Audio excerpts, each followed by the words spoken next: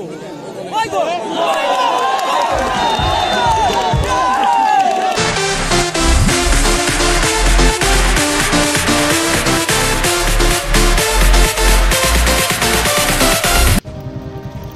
Guys welcome back to another video. আজ আমরা যাচ্ছি ফুটবল ম্যাচ দেখতে। তো ভেবে টালিগারখানা থেকে জলসিঁড়িয়ার রাস্তা এত খারাপ যে কী বলবো। তো বেশ কিছুক্ষণ যাওয়ার পর আমরা মাঠের কাছে চলে আসলাম।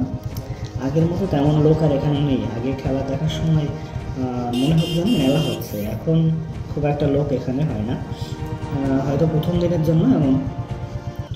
তো আমরা নেমে দাঁড়াতেই দেখি 3টে নাইজেরিয়া মাঠে যাচ্ছে। তো দেরি না করে আমরা চলে আসলাম টিকিট কাউন্টারের কাছাকাছি আর টিকিট কেটে মাঠের দিকে রওনা দিলাম। আর ঢুকেই দেখি নাইজেরিয়াগুলো দাঁড়িয়ে খেলা দেখছে। আর সামনে দেখো মাঠে ঘাস না থাকার কারণে মাঠটা সবুজ আবির দিয়ে রং করে দিয়েছে।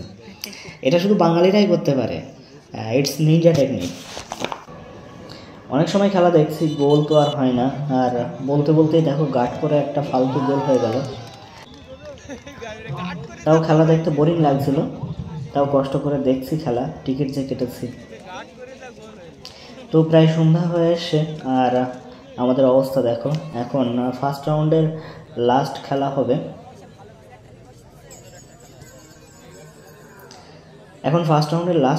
ভাবছি এটা ভালো খেলা হবে। এত সময় যা খেলা হচ্ছিল সব বেকার খেলা হচ্ছিল।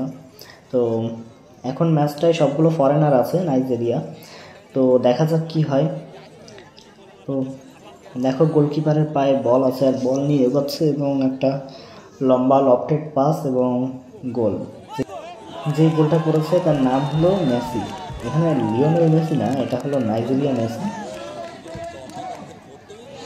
তো খেলা শেষের পর বাঙালিদের একটা নিয়ম আছে যে ম্যান অফ দ্য ম্যাচ হবে, সে যদি নাইজেরিয়া হয় তাকে একটু নাচিয়ে তো ছাড়বে। তো এখানে চলো দেখা যাক মেসির ড্যান্স।